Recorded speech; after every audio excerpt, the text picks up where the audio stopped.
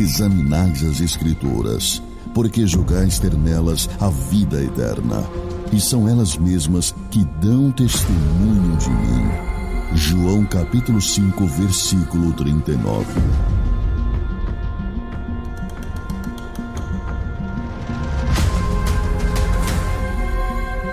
A Rádio Liberdade FM passa a apresentar o programa Papo de Fé. Assuntos da atualidade com argumentações bíblicas, históricas e teológicas. Papo de Fé. Papo de Fé. Abra o seu coração para um momento de conhecimento e informações. Lugar onde a teologia encontra vida cotidiana. Bem-vindo ao Papo de Fé. Bem, ouvintes da Rádio Liberdade, pessoas que nos acompanham pelas redes sociais, estamos em mais um programa do Papo de Fé. E hoje, em especial, aqui eu estou cercado de pastores, né? Estou com 4 pastores aqui ao meu redor.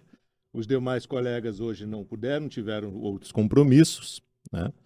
E a gente segue a temática Papo de Fé relacionado à fé internacional. Hoje também em especial temos 2 convidados, né? O pastor Gerter também é a primeira vez, embora seja do nosso município, é a primeira vez que está no Papo de Fé. Pastor Jorge, sua saudação. É uma alegria estar mais uma vez reunido aqui para esse tempo precioso, ainda mais com esses 2 ilustres aqui que vêm nos abrilhantar. E glória a Deus. E é realmente essa alegria, essa bênção de nós continuarmos com essa temática importante da fé internacional. A gente compreende, né, que um dos maiores ensinamentos bíblicos que a gente tem aí de levar a mensagem e estar em todas as nações, né? Eu não quero fazer grandes explicações aqui, porque diante de tantos pastores eu vou deixar mais para eles fazer essas explicações. Pastor Gerter, eu vou passar para o senhor da sua saudação e também já fazer as apresentações de vida, já que o senhor tem a maior propriedade de conhecimento sobre o nosso convidado de especial hoje. Boa noite a todos os ouvintes, né? Todos os amigos que acompanham aqui a Rádio Liberdade FM, né? E aqueles que acompanham também pelo YouTube, né? O podcast, né? Para nós é motivo de alegria estarmos aqui participando da primeira vez do Papo de Fé, né? E somos gratos a Deus por tudo que Ele tem feito através desse ministério da Rádio Liberdade FM, né? E assim quero agradecer aqui pessoalmente a vida do Cris, pastor Cris, né? Que tem se dedicado e isso só tem funcionado e vindo à existência pela dedicação, o serviço e a entrega, a paixão, o amor, né? Do Cris em cada detalhe e cada amigo ouvinte ele pode observar isso, né? Também agradecendo você, né, Wellington, pela tua disposição de estar aqui, né, de poder estar contribuindo, né? Porque assim, muitos ficam em casa, Wellington, criticando o que se fala aqui, mas não tem a coragem de vir aqui se expor, né, e levantar o assunto para que as pessoas possam então pensar, né, possam ter uma análise crítica de alguns assuntos e poder tomar uma decisão na sua vida, né? Porque a pior decisão que a gente pode tomar é aquela que a gente não pensa, a gente toma a decisão na emoção. E emoções são enganosas, né? A Bíblia já diz enganoso é o coração. Então as emoções nos enganam. E quando a gente não para pensar, analisar e ter uma reflexão a respeito, né, de assuntos, de verdades bíblicas, nós ficamos muito inseguros para tomar decisões na nossa vida. Então, esse teu trabalho aqui de você estar levantando assuntos, estar trazendo a discussão, é uma grande oportunidade para que pessoas possam se dar conta que elas precisam buscar, estudar a Palavra de Deus, conhecer a Palavra de Deus, para que as suas decisões sejam melhores e corretas a cada dia, né?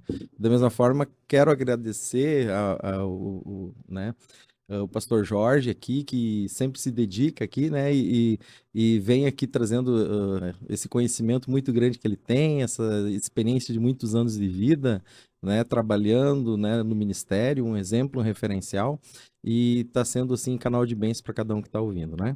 Então, agradecendo a todos que estão aqui, né, pessoal. Tenho também a alegria de estar recebendo o Anderson, né, O Anderson, para mim, é um irmão que Deus me deu, né? Um privilégio andar com o Anderson. Eu conheci ele no deserto do Senegal, né? O Anderson chegou nos buscar no aeroporto de Dakar, dali a gente trilhou 700 quilômetros até o deserto do Senegal, né? Quedegu, e lá a gente pôde, nessa viagem, todo esse período que a gente esteve junto, a gente foi nos conhecendo e foi vendo, né, como Deus, ele escolhe pessoas, ele levanta pessoas, ele tira pessoas de um determinado lugar, leva essas pessoas para o outro lado do mundo para fazer diferença. Por quê? Porque cada um de nós somos a resposta de Deus para algum tempo em um determinado lugar para determinadas pessoas. Deus nos chamou com esse propósito, né? E eu estou muito feliz de estar recebendo aqui o Anderson. Ele mora no Senegal, né? E ele vai contar mais aqui da sua história, né? Mas ele é um pastor, missionário, ele tem uma família linda, né? A família dele está aqui e hoje à noite ele vai estar aqui na igreja ministrando. Pode ser que esse programa vai no ar, né? Já vai passar, né? Mas no dia 21, então, o dia que a gente está gravando esse programa, o pastor Anderson está ministrando aqui na igreja, né? Então, Anderson, seja muito bem-vindo. É uma alegria tê-lo aqui. Obrigado, pastor Jeter. Na verdade, para mim é um grande privilégio, uma grande honra, né, estar com o senhor aqui e conhecendo mais um pouco dos irmãos do corpo de Cristo aqui em Santa Bárbara, e eu fico feliz. Esse é um dos privilégios que Deus tem nos dado, né, que é de conhecer ao redor do mundo homens de Deus, né? E aí quando a gente chega numa mesa como essa aqui e vê, né, com propriedade Deus na vida de cada um, a gente só cresce com isso e ganha. Então, para mim, é um privilégio e uma grande honra, né, poder participar e falar um pouquinho daquilo que Deus tem feito, né, na obra dele, tudo pela graça dele, pela misericórdia dele. A gente tem sido um instrumento, a gente tem se colocado à disposição do Senhor para fazer aquilo que ele deseja, né? E nessa caminhada a gente tem conhecido pessoas, né, de vários países, várias culturas, mas tem pessoas que a gente conhece e elas só não passam, elas ficam nas nossas vidas, né? E o pastor Jeter é uma dessas pessoas, né? Ele chegou num momento crucial da nossa chamada, da nossa caminhada. E foi um amigo que Deus nos deu. E a gente foi crescendo em amizade, em companheirismo. Hoje eu tenho o pastor Jeter como um mentor na minha vida, né? Hoje eu tenho tem decisões assim que eu sei, que eu entendo que são cruciais, né? No meu ministério, na minha vida, e que eu não tomo antes de buscar falar com ele, né? Então ele tem uma importância muito grande no meu ministério, tudo que eu tenho vivido até os dias de hoje. Depois de 2019, que a gente conheceu, o pastor Jeter, ele está envolvido, né? O cuidado que ele tem com a gente, com a minha família também, a igreja, né, tem. É uma coisa que a gente só tem que louvar e agradecer a Deus. Então, quando eu decidi que eu viria para o Rio Grande do Sul para 10 dias, eu já comuniquei ao pastor Jeter e falou, ó, um final de semana é com o senhor aí, eu não abro mão disso. E a gente está aqui hoje. Então, obrigado pelo carinho, obrigado por essa oportunidade e espero poder contribuir, né, para que o nome do Senhor seja conhecido e glorificado, né? Pastor, o programa Papo de Fé, ele nunca foi uma intenção de ser uma escola de teologia ou um curso de teologia, bem pouco se levantar debates aqui sobre assuntos polêmicos, né? O que a gente tem com intenção desde o primeiro programa sempre foi compartilhar informação, compartilhar experiências, né? E obviamente que em toda a forma de compartilhamento sempre há aprendizado, né? Quando a gente começou essa temática de fé internacional, nós conversamos com um pastor que faz um trabalho em Portugal, outro nos Estados Unidos e hoje com o senhor. E a primeira pergunta que a gente faz, assim, que inspira curiosidade, é para saber como que é a relação da fé, né, da fé cristã, no país onde o senhor está, na região onde o senhor está, quais são os principais pontos para a gente compreender que quem está de fora fica à mercê apenas de notícias, né? Mas a gente ouvir de quem está lá, que está trabalhando lá, que tem toda essa obra de missão lá. Como que é a fé lá? Bom, então, para falar um pouquinho do Senegal, né, da África, né? O Senegal ele está situado ali na África Oeste, né? É um país de língua francesa, colonização francesa. Sua capital é Dakar, né? tem hoje aproximadamente 18 milhões de habitantes, né? Na sua grande maioria, mais de 93% do país professa a fé em Maomé, são muçulmanos, né? Alguns são animistas, outros, né, são os espíritas, né? E aí tem os católicos e os protestantes, que terminam essa contagem até os 100%. Então, hoje, É o país da janela 1040, já né? país da janela 10/40. E hoje tem, teoricamente, 3 milhões de cristãos, né, no Senegal, entre católicos e protestantes, né? Então, o senegalês, né, ele é um povo muito religioso, né? Isso é como uma cultura. Então, a religião é como uma parte da cultura do país, né? E eles aprendem muito a religião é muito difundida entre eles oralmente, né? Que o Alcorão, ele é em árabe, né? Então nem todos lêem o árabe. Mas é muito passado de pai para filho, entre a família, né? Então, o Islã, né? Então, eles são religiosos, né? Eles são muito religiosos. O islamismo é uma religião assim que tem bem, né? São rituais, costumes bem religiosos, né? A questão das orações, 5 orações no dia, a questão dos pilares do Islã, então é uma questão muito religiosa, que é aquela coisa que eles têm tipo uma Praticam mesmo. são praticantes, né? Eles têm Eu lembro do dia que o Anderson me levou a Dakar, né? Que a base fica um pouquinho retirada de Dakar, entre 70 o quilômetros, aeroporto e a cidade de Dakar. E aí chegamos lá e era a hora da oração, das 5 da tarde, né? É. Não sei E se é tem bem esse as horário. 2 da tarde, que mais... Acho que era as 2 da tarde. E todo mundo na rua se ajoelhou para orar Mira para pra Meca. Allah. Isso. Todo mundo. A sexta-feira é um dia E eram santo, né? muitas pessoas. Começa nos minaretes lá, o chamado. Os carros né? param. Isso. Os carros param. O pessoal Sim. desce dos carros para fazer oração. No meio da rua. E eles são bem religiosos e eles gostam de demonstrar essa religiosidade. Porque antes de cada oração eles têm que se lavar, né? Toda a Sim. entrada, lava os ouvidos, os pés, as mãos, as narinas, a boca. Então eles fazem isso na rua. Eles pegam a água e vão se lavar na porta da casa, por exemplo, ou da porta do trabalho, para que as outras pessoas vejam que eles estão se preparando para aquele ritual. E depois eles pegam o seu tapetinho, botam em direção à Meca e fazem as orações ali. Durante isso, 5 vezes por dia.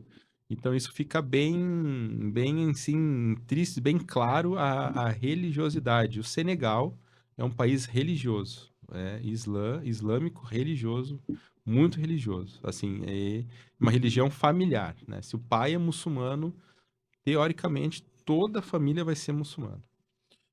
Pastor Jorge, certamente vai se gerar dúvida, já foi falado 2 vezes sobre a janela 1040, né? Eu queria que o senhor, de uma forma objetiva, explicasse, né? Porque a gente fala, já foram 2 programas, né? Que o senhor explicasse sobre o que é a janela 1040 que se trata nos programas. A janela 1040 temos, né, os meridianos, agora me fugiu o nome, que dão os trópicos, o horizontal aqui do mapa, né?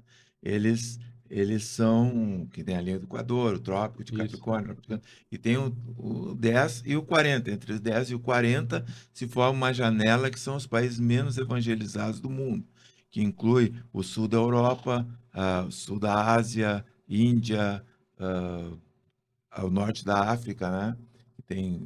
Hoje a África, se fosse fazer a janela das 40, ela ampliava um pouco mais, Sim. porque o islamismo invadiu, né? A África, até a África subsaariana também, né? E outras áreas ali que entraram nessa lista dos países menos evangelizados do mundo. Então, esse movimento surgiu na década de 80, né? Quando começou a se ver onde tinha que se focar o investimento missionário. E o investimento missionário foi localizado à janela 1040, que seriam os países mais carentes da presença do evangelho.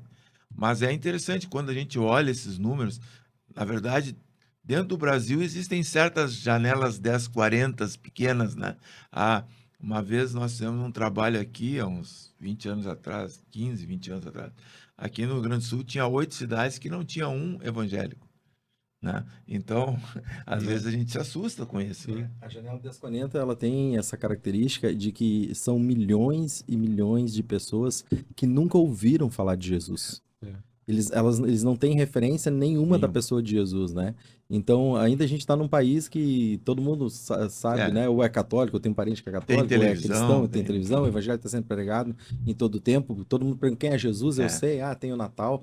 A janela das 40, eles não têm noção Tem de nem quem é a ideia. pessoa de Jesus. Eles nunca ouviram falar. E quando foi feito esse estudo, estabelecendo esses marcos geodésicos ali, É. né, seria a região que mais precisaria receber investimento de evangelismo, a gente tem um dado hoje que 93% dos missionários não estão dentro da janela das 40. Ou seja, só 7% dos missionários do mundo estão dentro da Com janela das todo 40. esse estudo, É. né? E os investimentos em missões, a maior parte de investimento em missões não é feito dentro da janela das 40, é feito em outras áreas, né? E hoje a gente sabe que esse é o local que mais precisa de investimento, né? E o Anderson é um desses 7% que está lá dentro da janela, lá com sua família, né? Num país muçulmano tem os seus desafios, né? Então, E a África a gente sabe, né? Desde Albert Schweitzer, David Livingstone, foi sempre um desafio missionário, né? Assim, os pioneiros missionários, os primeiros missionários assim, que tomaram corpo, famosos, enviados da América, da Europa, esses dois eram médicos, né? Que foram lá fazer medicina e levar o evangelho do nosso Senhor Jesus Cristo. Porque alguns países, realmente, eu não sei como é que é lá o caso de Dakar, mas por exemplo, eu conheci no Egito, tive a oportunidade de ir lá e conhecer uma obra missionária que também está dentro dessa área da Jornada das 40. Um missionário que ele não podia dizer que era missionário. Ele foi lá profissionalmente trabalhar com purificação de rios, né? Limpeza de rios poluídos. Que os rios do Egito são imensamente poluídos. E aí, nessa empresa dele, na verdade, era uma desculpa para ele estar lá. Ele tinha células nas casas, mas era um trabalho muito cuidadoso, né? Tive a oportunidade de encontrar com jovens convertidos do islamismo. Eles perdiam a herança. Os pais, se pudessem, matavam eles ali no Egito. Se os pais conseguissem pegar, matavam o filho porque abandonou a fé. E eles não tinham mais oportunidade. Lá no Cairo, por exemplo, eles não tinham oportunidade de universidade mais, porque era tudo universidade islâmica. Eles não tinham como entrar. A única oportunidade que eles tinham de trabalho, que a maioria dos cristãos fazem lá, é coletar lixo. Então é uma região realmente bem marcada pela fé islâmica, né? E a gente. Não é só a islâmica, né? Mas tem, por exemplo, o hinduísmo, tem outros. Mas são lugares, como o pastor já estava falando, que o evangelho não chega, não tem assim Natal lá, ninguém sabe o que é Mas Natal. além de ter uma dificuldade de chegar o evangelho da forma com que a gente é pregado aqui, a gente sabe também que essas religiões são religiões extremistas, que desde muito jovens são as crianças obrigadas a seguir uma doutrina rigorosa. Nesse sentido, pastor, quando a gente fala do seu chamado específico, a gente sabe que ser um missionário já não é algo fácil, que nem sempre um missionário vai para um local confortável, para um localzinho com ar-condicionado e tudo numa boa. E quando a gente fala realmente para um país assim, onde você está tão próximo, onde você vai durante o teu dia presencialmente estar com pessoas que professam fé, que muitas vezes são fé extremistas, né? Nos conta como é que foi o início desse chamado, a preparação desse chamado e como é que é para o senhor, como missionário, estar lá. Bom, a minha particularidade é que eu não venho de família cristã, na verdade eu fui o primeiro a converter na minha família. Aos 22 anos eu conheci Jesus num retiro de carnaval, né, de uma igreja batista aqui de Passo Fundo. E eu fui por causa do futebol. Eu sempre gostei muito do futebol. E aí um amigo me convidou, vamos lá, tem um retiro da igreja, jogar futebol. Mas eu não vou pro retiro, não vou pra igreja, vou pra jogar futebol. Aí foi. Só que ficando melhor a história, quando eu perdi meu pai com 16 anos, né? E aí com 16 anos eu me tornei o homem da casa, que sou o filho mais velho. Mãe tem mais 2 irmãos. E aí, muita responsabilidade sobre mim, assim, eu comecei daí aquela coisa do jovem, né? Aí, É você curtindo a vida, é bebida, é namorada, é tudo aquilo. E aquilo, até um certo ponto foi, depois começou, porque a minha família sempre foi muito religiosa, assim como se diz, católica, né, religiosa. E a minha avó sempre falava muito de Deus dentro de casa. Tudo era graças a Deus, tudo é se Deus quiser, né? Então, assim, aquilo foi impregnado em mim muito desde criança, sabe? Então, sempre tinha essa imagem, assim, de Deus, né, lá em cima e sabendo que ele estava cuidando de todas as coisas. Então, eu sempre tive essa coisa muito... Só que eu não tive mais nenhum contato, assim, né? E nesse retiro, que foi onde começou tudo, que depois o processo foi longo, mas onde começou foi quando eu vi aquelas famílias, né? Se divertindo, famílias com crianças, jogando vôlei, jogando dominó, jogando futebol, brincando, final de semana inteiro e se não tendo uma bebida na mesa, não tendo nada, né? Tudo diferente. E eu vendo alegria, né? Que aquilo me fez bem. E eu gostei daquele ambiente, né? E assim começou o processo. E aí esse amigo, que é o Thiago, né? Hoje é advogado em Porto Alegre, foi uma pessoa fundamental na minha vida, como eu digo, foi um Epáfras, né? A pessoa que me levou para Jesus. Ele investiu na minha vida, investiu tempo. Muitas vezes eu fugia dele, muitas vezes, mas ele estava ali. Vamos lá, vamos. E aí começou o processo, e até que eu me decidi mesmo. Aí o dia que eu decidi, acabou para o mundo, né? E foi tudo para Cristo. E aí com 29, daí passou 7 anos. Em 2009 eu fui para Jocum, em Curitiba. E ali realmente Deus me pegou. Ali foi assim onde eu fui eu tive um conhecimento muito grande da pessoa de Cristo, assim, de Jesus, sabe? Onde eu tive assim minha consciência, né, do Espírito Santo, né? Onde realmente eu vi assim que a minha vida era outra, né? Onde eu vi que tinha algo a mais, né? Que tinha coisa maior ainda a ser feita. Tive noções de missões, tive noção de mundo, né? Que até então, pessoa nascida e criada, né, em Passo Fundo, não saindo ali do meu contexto, do bairro ali, não tinha uma visão. Ali na Jocum abriu um leque, né? E aí, nisso, eu fui para Vila Velha em 2000. Fiz minha escola, me tornei obreiro da Jocum e continuei trabalhando lá, na base do Pastor Cote. Em 2011, eu fui com a equipe fazer um impacto em Vila Velha, um impacto evangelístico. E lá eu conheci minha esposa, a Andressa, né? Daí eu voltei, em 2011 mesmo, pra cá, e a gente começou a namorar. E eu sempre fui muito desprendido, né? Daí, nesse mesmo ano, eu disse, se a gente tá namorando, a gente tem que casar. Eu peguei minha mochila da Jocum ali e viajei direto pra Vila Velha. Eu falei, se eu vou casar com essa mulher, tem que conhecer mais ela, né? Porque eu conheci ela durante 15 dias, depois só na época era MSN, né? Aí conversamos daí eu fui morar, né? E literalmente eu saí de Curitiba com dinheiro para 6 meses de uma kitnet, alguma coisa, e aí eu caí na graça dos pais dela, né? Ela tinha um terraço em cima, fizeram um quartinho para mim lá. E eu fui para a igreja onde ela congregava, a igreja que tinha uma casa de projeto, casa terapêutica. E eu falei, eu queria ajudar, né? Daí eu comecei a trabalhar na igreja e nessa comunidade terapêutica. Casa de tratamento, isso, né? E daí eles começamos a administrar lá, ajudar da maneira que a gente podia e sabia. Eu sei que a casa com 8 internos se tornou com 40, trocou de sítio, foi um sucesso, né? E nesse mesmo ano, 2011, eu conheci o pastor Otávio, que aí foi o homem que Deus usou para me apresentar a África e realmente Deus usou ele nas palavras dele para me chamar para o campo missionário. E ali eu sabia que eu ia para missões, eu já tinha convicção sobre missões, eu já estava assim certo que a minha vida era para missões, mas não sabia ainda onde e como, né? E ali foi a peça fundamental que Deus usou, foi o pastor Otávio, quando ele disse, né, que me queria na África.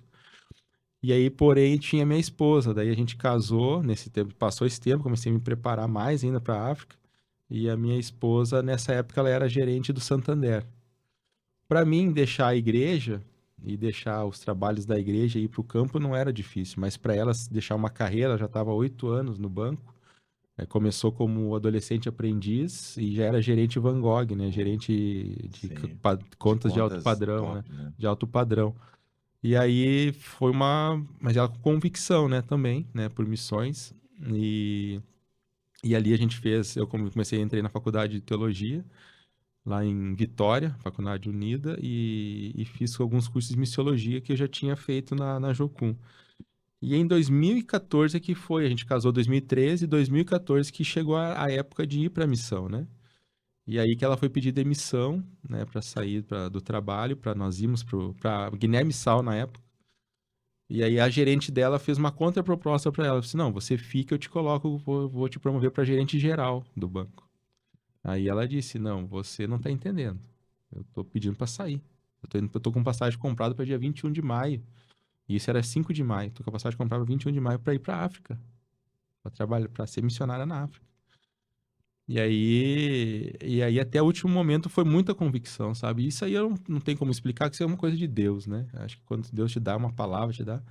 E muito a pessoa do pastor Otávio, né? Que as histórias que ele contou, as coisas que ele falou da África, falou de Guiné-Bissau, falou de Senegal, aquilo entrou tanto, impregnou, que não tinha mais como eu dizer não, né? Que não tinha mais como eu fugir daquilo. E aí a gente foi, como uma aposta. A gente sabe que muita gente diz, não, em 2 meses eles estão de volta. Já se passaram 10 anos, né?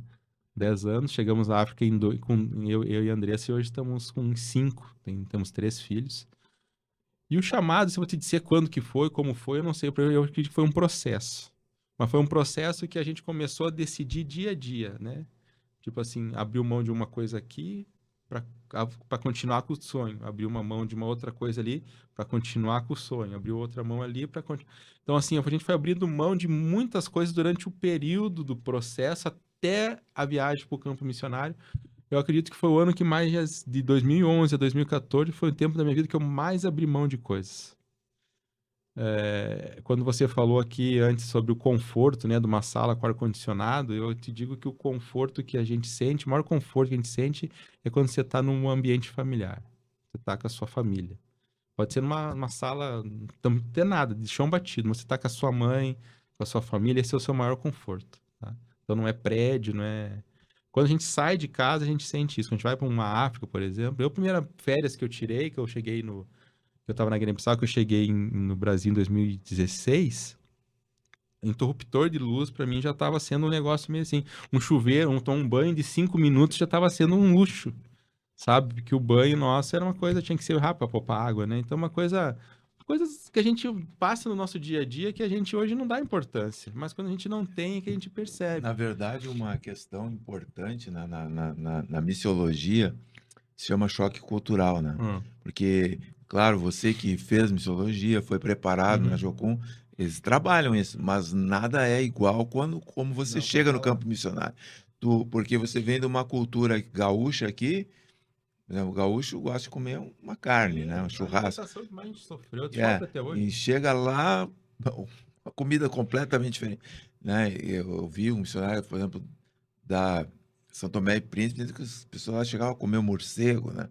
E aí você vai chegar num lugar desse, sim, e o pior, né? Você tem que comer a comida do povo, porque o missionário ele tem que se aculturar para poder ganhar. Sim, sim. Ele não pode chegar lá e dizer, não, vou te ensinar vocês a fazer churrasco. Tem que fazer parte, né? Na verdade, a missão o missionário a longo prazo, como a gente o missionário, como eles falam assim, de carreira, ele não é aquela pessoa que passa pelo campo, ele está lá, Sim. né?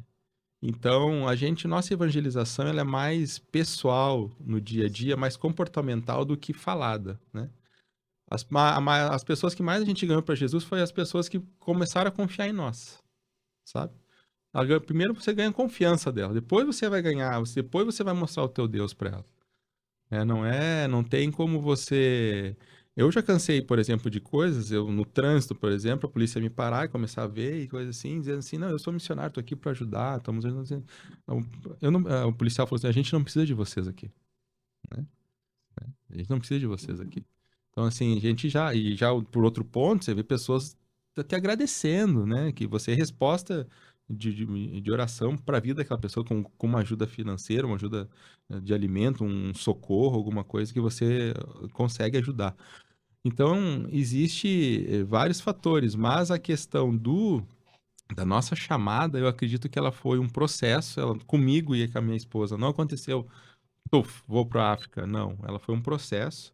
Primeiro nasceu no nosso coração, sim, o desejo, né, daquele algo a mais, de fazer aquele algo a mais, de viver um algo a mais, e aquilo foi sendo um processo. E quando a Andressa, porque a Andressa, antes de ir para o Senegal, eu já tinha viajado para o interior de Paraguai, aqui em São Cristóbal, e já tinha ido para o Haiti. Eu fui para o Haiti em 2012, né? Construir igreja e casa pastoral que foram destruídas pelo tsunami. Isso tudo pela Jocum. E nesse tempo eu fui convidado pelo pastor Maurício, que era da Jocum, lá de Curitiba, para fazer parte de uma equipe fixa de 5 obreiros que iam todo ano, 2 vezes ao ano, ao Haiti para reconstruir igreja e reconstruir casas pastorais que foram destruídas. E aí, com isso, iam angariar pessoas, voluntários de igrejas, que pagassem as passagens, coisas que fossem também para ajudar e ajudar a comprar material. Era a Jocum Curitiba e a Jocum Contagem unidas nesse propósito, né? Mas eu tinha o chamado para África e eu foi mais uma, porque para mim era um sonho isso, todo 2 anos, 2 vezes por ano, você ir pro Haiti, poder ajudar, era uma coisa já certa, visível, né, já ali. A gente abriu mão também pelo chamado para África, né? Então, e hoje eu não me arrependo e pelo chamado, por não ter feito. Se tivesse oportunidade, uma coisa que eu faria diferente era de ir antes, né? Eu fui com 33 anos. Então, eu gostaria de ter ido antes, né? Porque eu teria com mais força, mais saúde para fazer mais. Mas, graças a Deus, a gente tem essa caminhada aí, juntamente com a minha esposa, com a Andressa, o pastor Otávio, os outros missionários estão lá, construindo um legado, né? Construindo uma coisa que não é para nós, né? Eu tenho absoluta certeza, hoje a missão de a gente estar é uma área de mais de 4 hectares, né? Fundada pelo pastor Otávio, né? Que é o grande mentor, o nosso pastor presidente, tudo, a pessoa responsável pela visão, né? Que Deus deu a visão foi para ele, a gente tem seguido os passos. 88 anos. 88 anos de idade. Tá né? no campo ainda. Tá lá no Senegal. Ele deixou o fantasma lá. Tá lá no Pastor, Senegal. eu vejo que na sua fala, e claro, em uma pesquisa rápida, quando a gente puxa na memória a África, né, as dificuldades que é. Para o senhor, além do desafio lá, deve ser um desafio quando olha para nós cristãos aqui, que muitas vezes estamos reclamando, né, do quanto fácil é que é um céu aberto aqui. Né? O professor Gaúcho foi para lá e os desafios que tem lá, até mesmo uma tomada, é algo que se sentiu surpreendido quando voltou a rever isso. E para nós hoje, no dia a dia, com tudo que tem aqui, e às vezes para fazer algo para Cristo se cria um empecilho, né? Quando a gente ouve um relato desse, a gente se sente envergonhado, né? Do quanto difícil é para alguns, para quanto fácil é para esses, e para quando é fácil para nós, a gente torna isso difícil. E com esse contexto, eu queria que o senhor compartilhasse os seus maiores desafios, as histórias que mais mostrou tanto na questão do desafio, e aí a gente volta naquela questão da fé, né, das fés que o senhor encontra no desafio lá, que com certeza existe uma luta espiritual para isso, existe a fé, a luta realmente com as pessoas que professam fé diferente e não vão querer, obviamente, o cristianismo ali, bem como as histórias do próprio conversão por cristianismo. Eu acho que a nossa chamada, pelo menos minha e da minha esposa, ela logo no início foi o grande divisor de águas, o grande desafio foi a nossa chegada. Porque eu, mesmo tendo um pouquinho de experiência dessas viagens missionárias para o Haiti e para o Paraguai, eu nunca vi assim o contexto espiritual da África é um contexto pesado, é um contexto assim que realmente eles fazem sacrifício. Pra você ter ideia, no Senegal, em dezembro, eles anunciam na televisão que é para cuidar as crianças. Porque eles pegam as crianças e eles fazem a oferenda, os rituais, né? Eles oferecem um sacrifício crianças, né? Então, isso para eles renovam pactos, né? No mês de dezembro. Então, assim, isso sai no jornal, né? Crianças que sumiram, foi assim. Então, isso no Senegal. Mas logo no início da nossa caminhada, 2014, por exemplo, o meu grande desafio como sacerdote do lar, por exemplo, com a minha esposa, eu tirei minha esposa... Tirei não, né? A gente foi pro campo, pra Guiné-Bissau na época. Ela tinha acabado de sair de dentro de um banco, como gerente, né? E a gente foi morar numa casa que quando chovia, aí a gente levantava assim, pegava as bacias e colocava naquela caída da casa assim, para encher de água, para depois aquela água servia para lavar louça, para o banheiro e tudo, porque água para tomar nós temos que comprar isso até hoje. Não? Se a gente compra água, você pode tomar água que seja comprada, né? O sistema de torneira não pode, não. Muito calcário, muita coisa. Então, assim, o grande desafio foi esses primeiros meses, né? Principalmente com ela, essa adaptação também minha, principalmente dela, na realidade. E cada vez que amanhecia, cada dia que passava, eu ficava pensando, em algum momento ela vai chegar e vai falar pra mim que ia voltar. E até o dia de hoje. E ela já passou no campo, agora em 2020, ela passou 2 abortos, né, no campo, né, longe de família, tudo. Nossos 3 filhos nasceram lá também, longe de família, tudo, né? E ela nunca disse, não, você me trouxe pra cá, eu tava errada quando quis vir, eu deixei minha vida, nunca. Pelo contrário, eu tô fraco, ela que me fortalece. Que benção. Né? Então, e os desafios, que é o caso aqui da religião, nós estamos num país que ele é contra. Eles até, o Islã, aqueles que leem um pouquinho do Alcorão, aqueles que têm um conhecimento do Alcorão, eles até conhecem Jesus, porque no Alcorão tá Jesus, né? Só que é o Issa, né? É mais um dos profetas, né? Só eles não conhecem o Jesus como a gente conhece, que é o nosso Salvador, é o membro da Trindade, eles não reconhecem isso, eles reconhecem Jesus como um profeta, é o Issa. Então eles não entendem a Trindade e eles não aceitam que Jesus é filho de Deus. Deus não tem filho. Deus é um ser superior. Deus é o Deus aquele que está te cuidando, né? Que ele não tem nada, ninguém divide a glória com Deus, né? E Maomé é o último dos profetas. Então Maomé é superior a Jesus para eles, né? É superior ao Issa. Que o Issa existe no Corão, que é Jesus, ele é mais um dos profetas, tem até milagres do Issa, né? Que ele fez lá um passarinho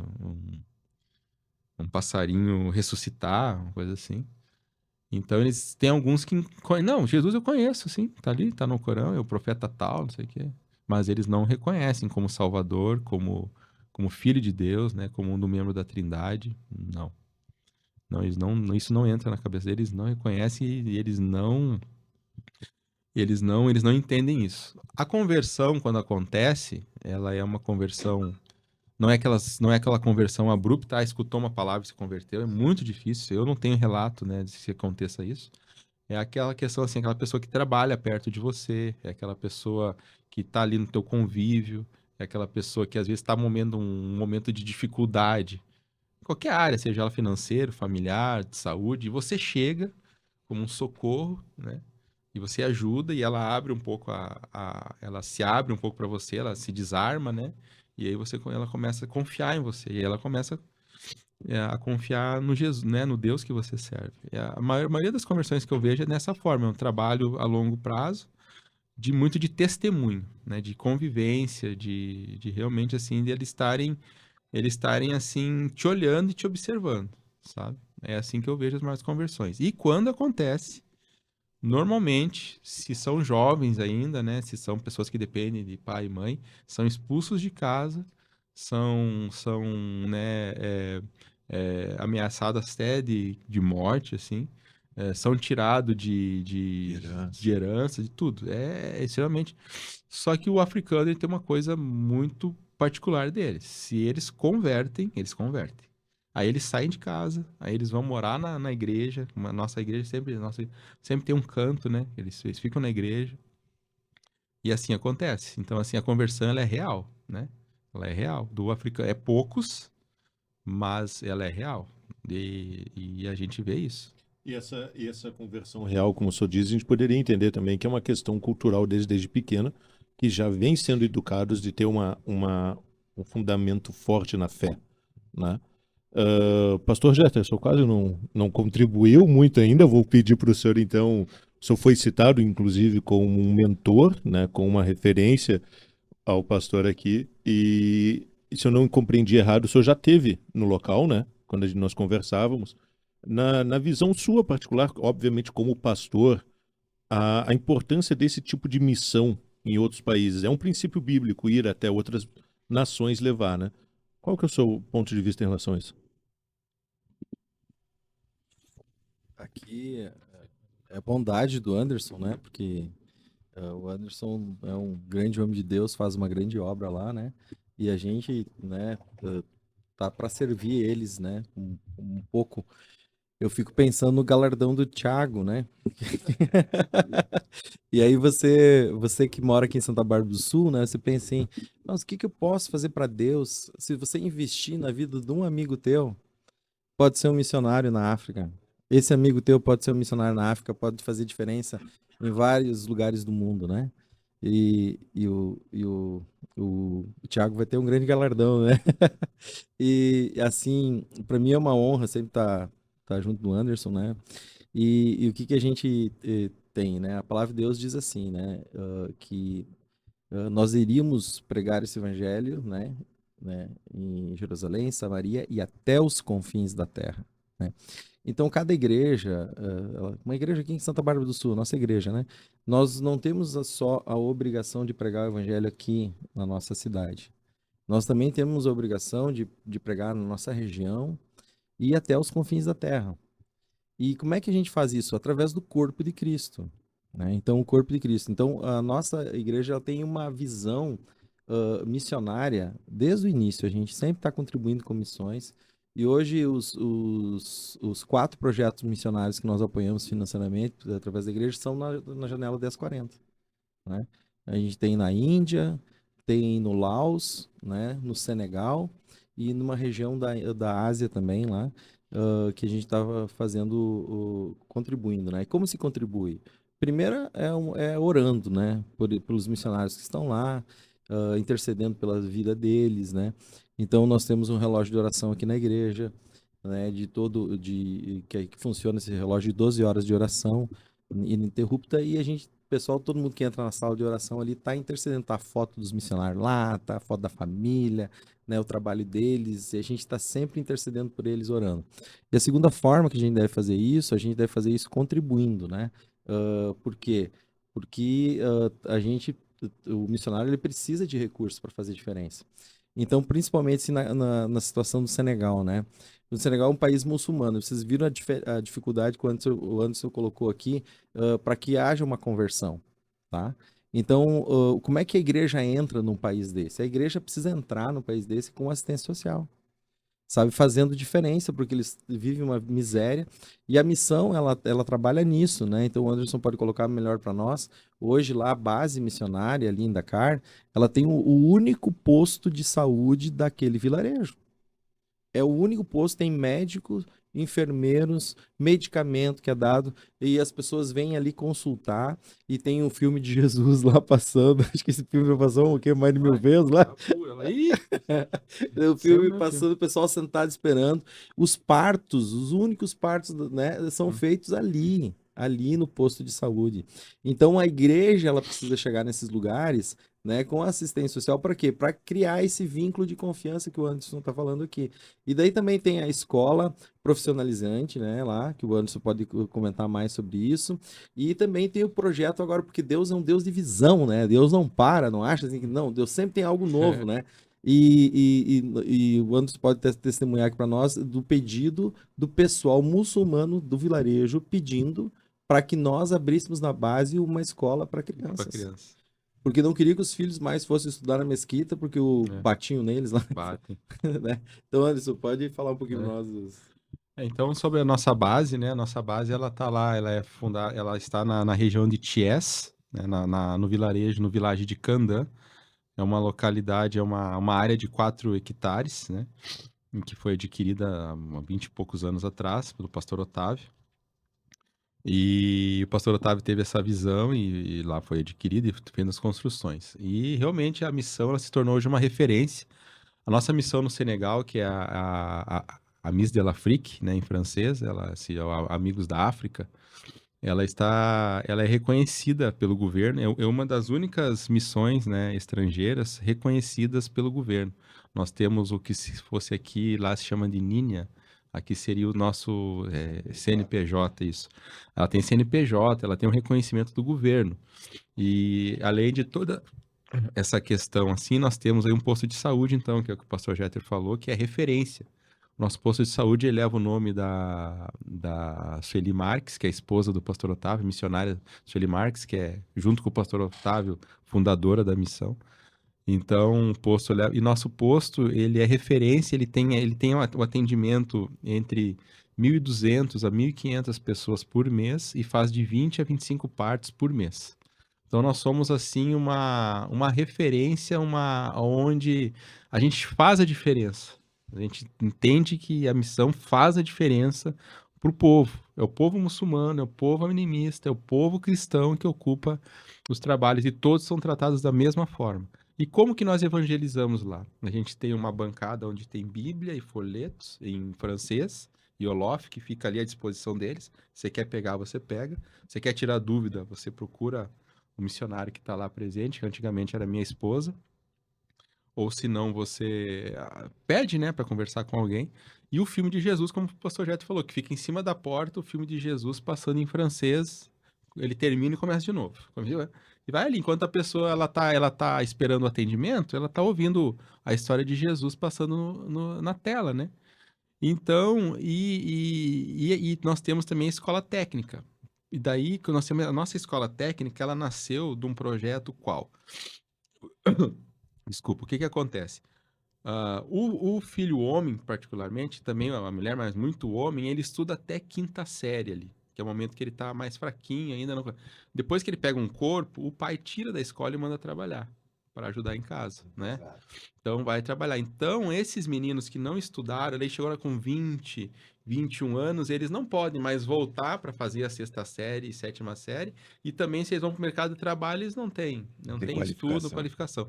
Então, a nossa escola profissionalizante nasceu para esse grupo de pessoas, de 15 a 25 anos, que não terminaram os estudos, e nós damos os cursos de manuseria de alumínio, que seria esquadrias de alumínio, corte e costura para as meninas, artesanato para as meninas, informática, aí é para meninos e meninas, e elétrica.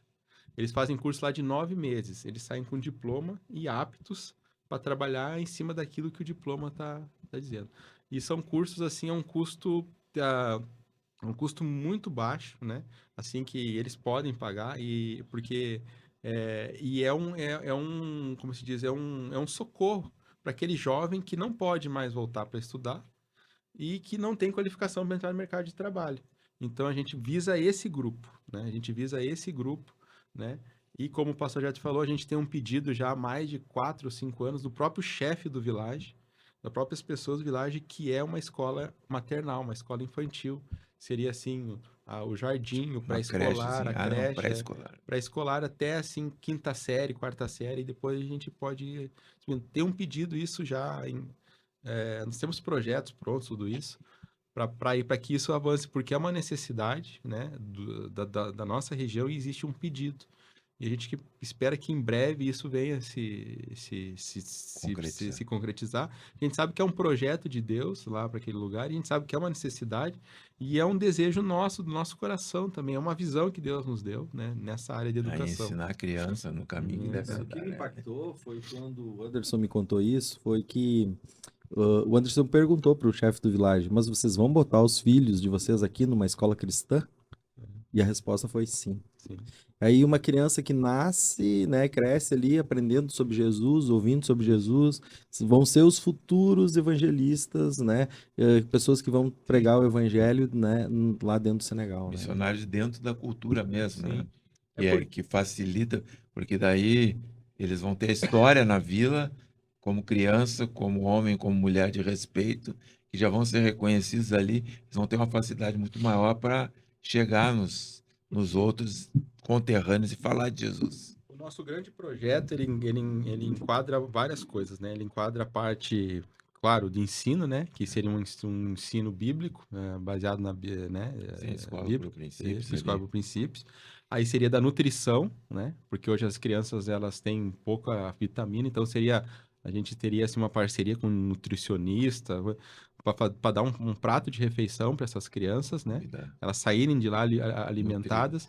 E a parte também de uma prática de esporte, né? Elas já crescerem com esse hábito esportivo e coisa assim. E nós temos o nosso posto de saúde, que serviria também para auxiliar, se tem alguma criança com alguma debilidade, alguma coisa, a gente encaminhar para o médico do nosso, né? Então a gente tem essa grande desejo, assim, de entrar com a escola para ensinar, mas também cuidar dessa criança, né? Alimentar, ensinar ela. E aquela coisa assim, se ela vai para dentro, a gente entende que a missão, elas têm que entender que a missão é aquele porto seguro delas, sabe? Elas têm que elas cresçam amando a missão, né? Que elas vêm, porque a missão, a criança entrar lá hoje com essa nossa ideia, o sonho que é de ter essa escola, ela vai cursar todo o seu período Escolar. de escolar, e quando ela sair, ela pode ir para a escola profissional, né? Ela vai passar com nós no mínimo 20 anos. Nós temos a história lá do Daniel, né? O Daniel, né? Daniel. Ele era uma criança que vinha para a missão ali, né? Uhum. Tem fotos dele criança com o pastor 9 Otávio. anos de idade. Com essa amizade, né, que o Anderson construiu com ele e tal, selecionou ele e foi pago primeiro um curso para ele na área de farmácia, né? Né? Ele se formou no curso da área de farmácia. Posteriormente, tinha desejo de continuar os estudos, né? Faculdade de enfermagem, né? Isso, aham. E aí foi pago, né? Essa faculdade de enfermagem para ele, tá formado agora, né? Ou Vai se formar agora em outubro. Vai se formar agora em outubro, né? Uhum. Então, ele ali, na verdade, o nosso primeiro sonho era trazer ele para o Brasil para ele fazer medicina, né? Mas não deu. Mas assim, ó, por quê? Porque existem pessoas que têm a visão e existem pessoas que contribuem. Sim. Porque se não tiver quem contribua, quem invista nesse projeto, as coisas não vão Com acontecer. certeza. Né? E a gente faz isso por fé. E hoje o Daniel é um exemplo lá, Nossa. né? Eu creio que vai fazer um grande trabalho, porque não é só ali em Candã que tem o posto de saúde, né? Também a 700 quilômetros lá, Quedegu né? Em Quedegu tem um outro posto de saúde numa área de leprosos, né? Então a gente foi visitar lá, as pessoas perderam nariz, perderam orelha, tudo por causa da lepra, né? Uhum. E lá se faz também um trabalho assim, com posto de saúde, distribuindo alimentos, né? Sim. Arroz e tal é distribuído para o pessoal. Por quê? Porque o evangelho primeiro tem que chegar nesses lugares, né? Sendo a resposta de Deus para aquela situação, né? E quando a gente fala dessas grandes necessidades, às vezes, né, quem está nos ouvindo aí, e eu creio que depois, né, vai ser colocado aí no vídeo, você vai ter como contribuir, mas as pessoas acham às vezes que, mas isso é uma coisa cara, eu vou ter que investir muito. Não, você dá o que você pode. Às vezes, muitos dando pouco, né? Eu tive uma experiência que o pastor Jéter conheceu, né? Minha esposa precisou fazer uma cirurgia, eu não tinha o dinheiro, com milhares de pessoas, a gente conseguiu arrecadar 40 mil reais e fazer a cirurgia. Teve oferta de R$1,69, teve outras bem maiores, mas todas somaram para chegar no valor que a gente precisava. Então, às vezes, a pessoa acha que fazer missões ela precisa dar 1.000, 2.000, 10.000 reais. Não, às vezes você dá 20, 50, mas vários sendo fiéis nisso, contribuindo fixamente durante um ano, durante anos, você vai ver no somatório essa tua oferta se agiganta. E eu sempre digo assim, que a oferta é semente, né, pastor? Sim. A oferta, eu já vi, nós temos lá o nosso centro de retiro da igreja, né, o Bálsamo de Gileade, construído em Catripe. Tinha área, nós já tínhamos ganho a área, mas estava lá 8 anos parada, que nem a rádio aqui, né? Aí uma pessoa foi lá e disse, não, nós temos que construir isso aqui. E eu vou dar a primeira oferta, R$10 ele deu, a pessoa ofertou a primeira oferta. Hoje nós temos lá um pavilhão com estrutura, tudo, já deve ter mais de 1 milhão e pouco de reais a investir lá. Mas começou com alguém que deu a primeira semente e foi dado o primeiro trabalho de roçar o lugar ali, foi juntando gente, foram pessoas se comovendo, investindo, e a obra de Deus se avança assim. Então, essa escola, hoje ela é um projeto, mas quem sabe amanhã, com a tua ajuda, você que está ouvindo aqui o Papo de Fé, mas eu não sou da Life Church, eu também não sou, mas nós somos todos da Igreja do Senhor e queremos chegar no Senegal, e a Igreja do Senhor chega no Senegal usando a Life Church, usando o CEPAM, usando a Assembleia de Deus, usando a igreja que for. É o corpo de Cristo, Corpo né? de Cristo. Lá a base da Assembleia de Deus começou com o trabalho de um pastor assembleiano. Isso. Né? O Anderson se converteu na Igreja Batista, né? Foi enviado, né? Da Jocum. Também me converti, né? Então, na Batista. Então, o corpo de Cristo precisa se mover, sem placa, sem. Nós não queremos placa lá na missão, a gente com certeza. Né? A gente quer a consciência perante Deus. Que a gente não foi omisso perante aquilo que Deus colocou nas nossas mãos, aquilo que Deus nos mostrou. Porque o que acontece hoje? Deus está nos mostrando cada dia, sabe, oportunidades de nós fazermos diferença na vida das pessoas, e nós estamos escolhendo a omissão. Não, às vezes eu fico comovido, né? Quando eu tive doente, uma das coisas que me fez chorar muito, pastor, foi receber vídeo de pessoas de igrejas lá de Moçambique, umas criancinhas assim, apontando para o mapa do Brasil e pronunciando o meu nome, pedindo que Deus não permitisse que eu morresse, né?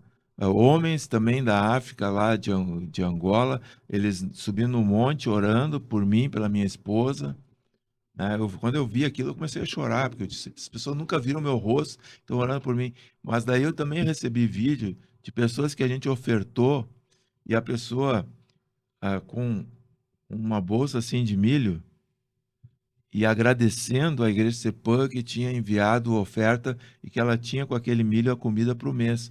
Porque eles lá no interior do Moçambique, por exemplo, eles caçam, né? A carne eles caçam lá, sei que bicho eles caçam, mas caçam alguma coisa e eles precisam do básico. Então, com uma bolsa de milho grão, eles mesmos moem, fazem a polenta deles lá e cozinham. Então, com uma bolsa de milho que custava para nós R$ 50 aqui, na época que a gente mandou, a pessoa tinha comida para um mês. Eu digo, se a gente chegar aqui no bairro mais pobre de Santa Bárbara, levar uma bolsa de milho para o cara vai jogar em ti de volta, né? Dizer assim, tá pensando que eu sou o quê? Né? Aqui com a cesta básica, alguém ainda vai fazer torcer o nariz. Então, a gente vê que às vezes, com pouco, você vai ajudar muito lá. Vai fazer diferença na vida de uma criança. Sim. Por exemplo, esse alimento balanceado de um dia na vida de uma criança vai fazer diferença em todo o futuro dela, no Sim. próprio Desde o período da aprendizado. formação, né? Isso. É por isso que a gente pode perguntar assim, se você olhar a mulher africana, 95% delas usam peruca, porque elas não crescem o cabelo. Mas Sim. e por quê? Uma coisa nutricional, né? Sim. Uma coisa nutricional, né? Então e a gente vê assim por exemplo, que nem o pastor está falando lá de Quedegu, nós trabalhamos lá na região de Quedegu com 40 famílias de leprosos. Hoje a hanseníase, né, ela já está tratada, ela está estagnada, né? Ela não transmite mais, mas eles já estão todos deformados, Sim. né? Então são todos já de seus 40, 50 anos já, pessoas já... E a missão, junto com os parceiros, né, que são pessoas que doam, distribui lá 1 tonelada de arroz por mês. Fielmente, 1 tonelada de arroz por mês. É 25 quilos de arroz para cada família. A gente atende 40 famílias que são que tem a lepra, né? Que tem a hanseníase, que não podem mais. Uns já são cegos, outros não têm mão, não têm os pés, né? Uns caminham com carrinho. Então a gente atende essas 40. E nosso posto de saúde lá em Quedegu nasceu para cuidar dessas pessoas. Porque Fadigá, que seria o interior de Quedegu ele está bem na divisa do Mali, se você olhar no mapa, tá Senegal, aí lá embaixo tá Quedegu, que é o último estado do Senegal, aí tá o Mali aqui, Guiné-Bissau e Guiné-Conakry. Então ele faz divisa com esses 3 países, né, Quedegu. E Quedegu tem uma particularidade que todas as pessoas que apresentavam esses sintomas de lepra, tudo, era como na Bíblia, era enviada para essa região. Pessoas ali de Dakar que estavam doentes, mandavam lá para o fim do Senegal para ficar lá, para morrer lá, né? E então isso daí, eles se concentraram nesse vilarejo que se chama Fadigá, que é onde a missão comprou um terreno e se implantou no meio deles, né? E lá tem um posto de saúde, uma igreja, uma casa missionária e começou atendendo eles. Hoje atende a comunidade toda, porque cresceu, né? E Fadigá na língua, né, Olof, ela quer dizer sofrimento, né? Lugar de sofrimento. Então, assim, que é onde eles estão, né? Pastor, eu vejo que hoje o senhor exerce o pastoreio, o serviço como missionário e também como professor. Hoje, nessa questão de ensino, tá? Para aquele que um dia quer ser missionário, como começar? A gente sabe, obviamente, que existe um princípio de Deus, oração, propósito, né? Um chamado divino para isso. Mas aquele que quer orar para isso, que quer se preparar para isso, que quer pesquisar para isso e que um dia quer seguir os seus passos, qual que é o conselho que o senhor dá? Primeiramente, é ser muito sincero com si mesmo e com Deus, né? Por que eu quero ir para a África? Por que eu quero ir para a Europa? Por que eu quero ser missionário? Por quê? né? Porque eu quero um dia falar na igreja, porque eu acho bonito, ou porque eu quero fazer algo a mais, eu quero deixar alguma coisa, quero ser um divisor de águas numa nação, alguma coisa assim, né? Porque nós entendemos que nós deixamos um legado, ou seja ele mal, ou seja o bom, mas nós vamos deixar alguma coisa, né? O dia que a gente partir. E eu luto para que por onde eu me sinto, eu sei que Deus me chamou para quê? Para aquele contexto onde eu estiver inserido, hoje é o Senegal. Não sei se vai ser sempre o Senegal, mas hoje foi ao Senegal.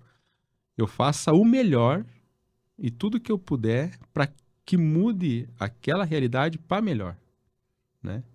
E levando não o meu nome, levando o nome de Cristo. Porque quando Jesus nos chama para fazer discípulos, ele não chama para fazer discípulos do Anderson, chama para fazer discípulos de Jesus. Então a nossa luta é essa, né? Nossa causa é essa, fazer discípulos de Jesus aonde a gente estiver, né? E se eu passar por uma localidade e eu não mudar a realidade daquela localidade, eu passei em vão. Tem alguma coisa que tem que mudar. Nem que seja o conhecimento da pessoa de Cristo, né? E isso tem que ser. Isso é o principal, é o maior objetivo, é o porquê. E as outras coisas vêm, assim como Jesus fazia. Jesus curava, Jesus libertava, mas Jesus também alimentava, né? Então, acho que a gente está tentando, a gente globalizou e tem entendido a nossa missão como essa, como alimentar, como fazer um crescimento espiritual, um crescimento intelectual também, mas principalmente levar a salvação, né? Levar a pessoa de Cristo como que as pessoas tenham conhecimento que ele é o único e eterno Salvador de nossas vidas. Veja bem, o Wellington, o próprio testemunho do pastor Anderson aponta esse roteiro que tu falou. Primeiro, ele conheceu Jesus na igreja, porque ele viu o testemunho dos irmãos ali, que eles tinham Sim. algo diferente do que ele conhecia, o contexto familiar. Tudo. Ele observou isso, não, mas eu quero isso para a minha vida.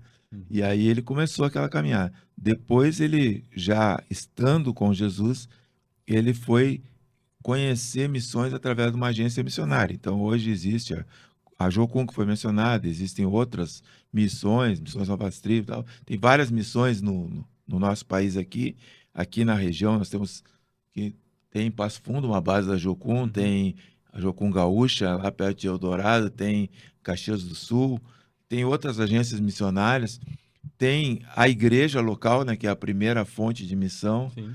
Que pode enviar, encaminhar, o teu pastor pode te indicar um local onde você possa fazer missões. As próprias confissões, tipo a Assembleia de Deus, tem a sua estrutura missionária, a Batista também tem. Então, o jovem, ele tem que, quando ele recebe chamado, ele tem que procurar, a primeira coisa, sua liderança, né? Procurando a liderança, recebendo uma orientação, identificando esse chamado, ele vai dar um passo além.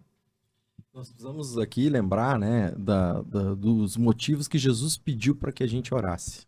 Né? Jesus nunca pediu, disse assim, ó, orem para que vocês prosperem, vocês fiquem ricos, orem, entendeu? Para que vocês... Não, vocês precisam orar por uma coisa. Orai para o Senhor da ceifa enviar os ceifeiros, porque os campos estão prontos e poucos são os ceifeiros. São poucas as pessoas, sabe, que realmente escolhem viver uma vida que vai fazer diferença, que vai marcar um legado, como o Anderson está falando aqui. Né? São poucas pessoas que decidem, porque viver essa vida passa também por algo que ele falou no seu relato, sacrifício. Sacrifício de algumas coisas, para que algo venha à existência, né? Para que algo seja gerado. Né? Então isso é muito importante. Então assim, ó, nós vivemos uma época que os nossos adolescentes e jovens, outra palavra que o Anderson falou aqui que eu gravei, eu só tenho um arrependimento. Eu não fui antes para a África, fui com 33 anos, né? Então, assim, nós vivemos hoje uma geração de adolescentes e jovens que muitas vezes estão perdidos, não sabem o que fazer da vida, estão pensando em suicídio, tirar sua própria vida, sem saber que Deus tem um plano, um propósito, um chamado para que você faça a diferença na vida de pessoas, para que você faça a diferença na vida de nações. E o que você precisa para isso? Primeiro, crer, ser sincero consigo mesmo. Você crê no chamado de Jesus? Você crê, né, naquilo que a palavra de Deus diz? Porque a palavra de Deus diz que todos quantos receberam Jesus Cristo como Senhor e Salvador foram feitos o quê? Filhos de Deus. Então você é filho de Deus, você tem uma identidade. Deixa Deus restituir essa identidade de você. Você não é um erro, você não é uma falha, você não é um engano, você é um filho de Deus. Que Jesus Cristo morreu na cruz no teu lugar, para que hoje você vivesse a vida de Cristo em si. E você pudesse cumprir o propósito dele. Porque Jesus nos chamou para cumprir o propósito, né? Ele ensinando seus discípulos, logo antes de ir, né, para o Getsemane, ele lava os pés dos seus discípulos e diz, olha, isso que eu estou fazendo por vocês, vocês precisam fazer pelos outros. Você precisa servir alguém. Você precisa usar toda essa tua capacidade, energia, sonhos, força, ânimo que você tem para servir alguém, para fazer diferença. E quem sabe aí Deus já falou contigo, né? Você está em casa ouvindo pela internet ou na rádio. Deus já falou contigo, Deus te deu um país. Deus te mostrou um povo, né? Deus já está te chamando para lá. Você precisa orar agora e ser sincero consigo mesmo, né? E dizer, Deus, sabe, eu quero cumprir o propósito que o Senhor tem na minha vida. Eu quero cumprir, né? Ser a resposta de Deus, né? Amém. Eu acho, aqui, já pegando esse gancho que o pastor falou, me veio uma coisa que é muito forte que eu preciso falar, principalmente para as pessoas que não, de repente hoje estão na igreja, ou estão ouvindo, ou vendo, e às vezes estão lutando com alguma coisa, às vezes até com a própria família, né? Às vezes não vem de uma família de cultura, né, que professam a fé, que não são cristãos, coisas assim. Eu vim de uma família assim, eu não tinha nenhum lado, né, de evangélicos dentro da minha família. Eu fui o primeiro literal, dos dois lados. Hoje a minha mãe, meus irmãos, tios, primos servem a Cristo, tudo. Então eu não tive um ensinamento dentro de casa, né? Então eu decidi, por muitas coisas, eu decidi pagar preço, eu decidi enfrentar, né? Logo na minha conversão, as festas de família eu já era meio escanteado, assim, sabe? São coisas que fazem parte. Só que, por que eu tô falando isso? Porque eu decidi, né? Foi difícil, mas é por um propósito e por uma convicção. Mas hoje, por exemplo, eu vejo a minha filha dentro de um aeroporto, nós indos aqui em Madrid, a minha filha com 5 anos brincando com uma outra criança, com 2 anos e pouco, e a mãe da criança conversando ali junto, e a minha filha, de repente, olha para a mãe dele e fala, ele já conhece Jesus? E aí ela começa, não, já conhece, já começou, ele já tá aprendendo a rezar, né? Então, aí começou a conversar, de repente falar alguma coisa de Natal lá, minha filha falou assim, mas Natal é o nascimento de Jesus. Com 5 anos. Então eu tava meio assim de lado, eu fiquei quieto, assim, uma vontade de chorar vendo assim, é isso aí, sabe? Tem que começar em alguém. Na minha família começou em mim, né? Mas hoje já tá impregnado nos meus filhos e com certeza vai ser nos filhos deles e assim. Então a diferença já começou dentro da minha casa, né? Mas eu tive que começar. Eu tive que dizer um sim e pagar um preço. Então para aquelas pessoas que agora de repente, né, tem essa dificuldade, porque às vezes você ir contra a mãe, contra o pai, não é que contra, mas às vezes você tem que se posicionar, dizer, eu quero a igreja. E aí, como você, na tua pergunta, realmente começa por toda essa caminhada, né? Igreja local, pastoreio, tudo. Porque nós, por exemplo, se a pessoa manda para nós uma carta dizendo que quer ser um voluntário na nossa missão, a primeira coisa que nós vamos fazer, precisamos falar com o teu pastor. Precisamos conhecer quem você é, através dele. E se você só vem se ele te indicar e se responsabilizar por você. Então, a importância do pastor e da igreja local, né? Num chamado missionário. Então, assim, ele tem um processo, né? Então, não pule etapas, né? E o que eu tenho para dizer, assim, é uma coisa muito particular, que eu converso com missionários e eles falam a mesma coisa. A gente não consegue colocar em palavras o que é o sentimento que Deus coloca dentro da gente, né? Então, eu não posso pedir que você entenda o que eu fiz, né? Mas eu posso dizer que eu fiz porque eu tinha muita certeza, né? Então é isso que eu acho que quando Deus te chamar, você vai ter certeza daquilo. E Né? não é necessário fazer o que o Anderson está fazendo, mas se fizer o que o Thiago fez, já basta, né? Infelizmente, o tempo muitas vezes é nosso inimigo, né? Quando um papo está tão bom, quando a gente consegue aprender tanto. Teriam tantas perguntas que eu gostaria de fazer ainda, para aprender ainda mais, mas a gente imagina que do A Mais Afazeres também, Uhum. né? É um prazer imenso receber vocês aqui Uhum. hoje no Papo de Fé. O quanto foi um aprendizado, assim, imenso. Sinceramente, parabéns pelo que tu faz. Realmente é algo ímpar no mundo. E eu já encaminho, infelizmente, para o final, né? Queria pedir, então, já que o pastor Jorge faça suas considerações, né? Posterior, pastor Jeter. E por último, senhor, e quero lhe convidar que ore por nós, ore por esse programa, né? O senhor tem espaço livre para falar, fazer suas considerações, o que mais puder compartilhar. Pastor Jorge. Foi uma grande alegria poder experimentar. Cada vez que a gente fala com alguém que faz a obra do Senhor, né, onde for, a gente aprende, a gente se renova. E eu queria agradecer a presença do Anderson, do pastor Jeter aqui no Papo de Fé. O pastor Jeter tem que voltar mais aqui, né? Tem bastante coisa para nos acrescentar. Mas antes eu gostaria também que, ao me despedir, desejar que Deus continue te abençoando, abençoe a missão, que você dissesse o nome da missão, como é que a pessoa faz para acessar as informações, deve ter um site ou uma página, Instagram, Facebook, o- a localização da missão e como faz também para contribuir com a missão, porque com certeza esse vídeo aqui vai se espalhando e as pessoas vão anotando isso aí.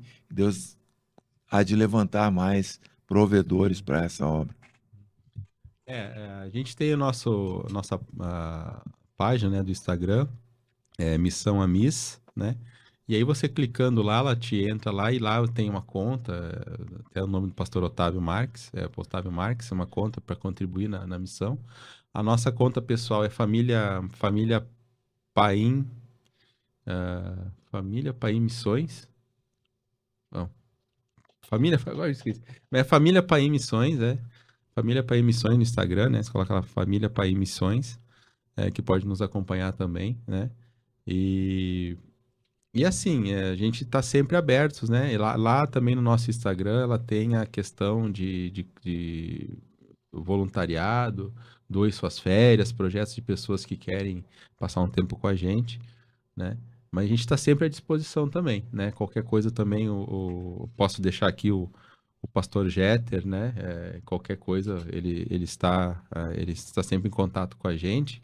Qualquer dúvida, né, que não dê certo aí pelos sites e coisas, né, o pastor Jeter tem toda a autoridade e liberdade para estar falando aí por nós. E eu gostaria muito também de deixar assim um grande convite, né, para que todos possam, né, aqueles que podem, venham nos visitar, venham conhecer, né, a missão lá, missão Amis de l'Afrique, né, lá no Senegal. Com certeza, né, você vai voltar diferente e com certeza Deus vai fazer algo com você e através de você, né? Se coloque, né, nessa brecha, se coloque à disposição do Senhor. E, se possível, venha nos visitar. Faça uma caravana aqui de Santa Bárbara, aqui do Sul, e venha nos visitar lá, né? Estamos lá. Estamos lá, temos toda a estrutura para receber vocês. Temos toda uma estrutura, toda uma logística para receber vocês, atividades, né, que a gente possa executar juntos. E vai ser um grande prazer para nós, uma grande honra, né? Então, é isso, né? Nosso Instagram é Família Pai Missões e Instagram da missão Amis de l'Afrique. Missão Amis. Instagram da missão é Missão Amis. Eu quero agradecer, né, a oportunidade aqui, né, os convites, né, e agradecer principalmente ao Anderson por estar aqui abençoando as nossas vidas, porque ele é um referencial para nós, né, a gente se inspira na fé e na vida prática dele, né, e quero deixar, assim, uma palavra para quem está nos ouvindo, né, muitas vezes você vive uma vida só de necessidades, você só vive correndo atrás para suprir necessidades, né? E quando você descobre que você é filho de Deus pela fé em Cristo Jesus, Jesus quer fazer o mesmo com você com o que ele fez com aquela mulher no poço de Samaria, né? Ela chegou até o poço de Samaria com necessidade no horário errado, porque ela tinha problemas com as pessoas, porque ela tinha né, dificuldade, uma vida difícil, uma vida toda errada, e ela chegou ali carregando um cântaro, tá? E ela vivia a sua vida só por causa das suas necessidades, do que ela precisava, do que ela, né? E isso era o motivador da sua vida. E ao encontrar Jesus, Jesus se revelou para ela como uma fonte de água viva, que ela não precisava mais nada, que ele já tinha provido todas as coisas. Paulo vai escrever que Deus já nos abençoou com toda sorte de bênção nas regiões celestiais. E quando você entender isso em Cristo, que você não vive por necessidade, você não precisa viver por necessidade, mas você pode viver por propósito. Você pode fazer como aquela mulher fez, ela deixou abandonado o cântaro e saiu à cidade anunciar, disse, venham comigo e veja, aqui encontrei Cristo, Jesus Cristo Salvador. Né? E o povo depois daquela cidade ficou dizendo para ela, né? Hoje nós não queremos mais porque você falou, a gente creu porque a gente conheceu ele. A gente já teve uma experiência com ele. Então, assim, ó, a vida mais triste que você pode viver é uma vida por necessidade. Você precisa viver por propósito. E para viver por propósito, você precisa ter fé em Deus, para você entender quem você é em Cristo Jesus e qual é o chamado que ele tem para a tua vida, para que você venha cumprir esse propósito e ser a resposta de Deus em algum lugar, para algumas pessoas, em algum determinado tempo. Você não é um erro, você não é um engano, você é a resposta de Deus. Você só precisa crer e se manifestar, né? Dar esse passo de fé. Amém? Obrigado, pessoal.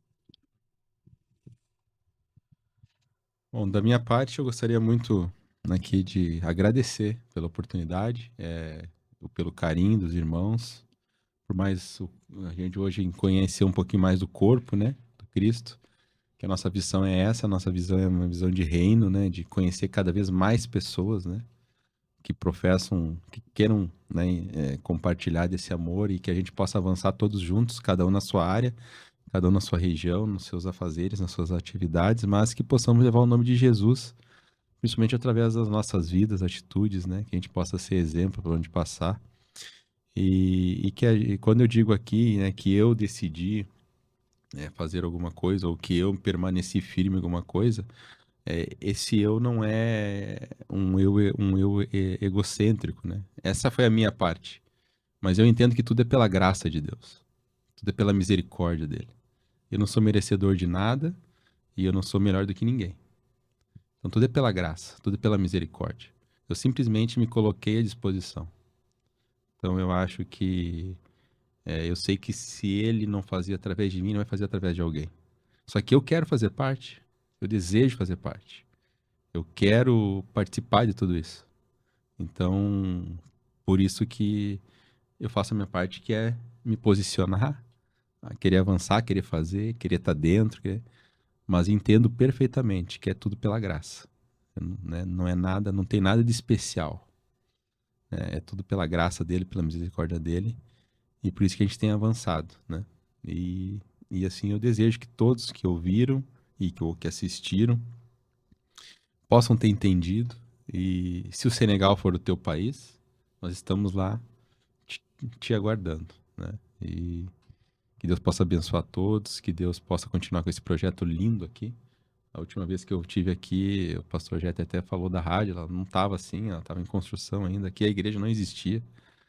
Então eu vejo assim a obra de Deus avançando em Santa Bárbara do Sul e eu fico muito feliz por isso. É o meu estado, né? É o meu país. Eu vejo assim que hoje o Brasil ele precisa, às vezes, em algumas regiões, estar sendo reevangelizado, porque o evangelho foi tomado por uma proporção totalmente errada e está indo para um outro lado, que não é o que Jesus faria, né? Então, assim, a gente vê Santa Bárbara avançando rápido. Eu fico feliz por isso. Vejo a igreja aqui, a rádio. Então, vejo outras também em Passo Fundo, algumas igrejas assim, bíblicas mesmo, né? Então, eu fico feliz por isso. E eu entendo que Deus vai fazer muita coisa através, né, desse programa, através dessa rádio.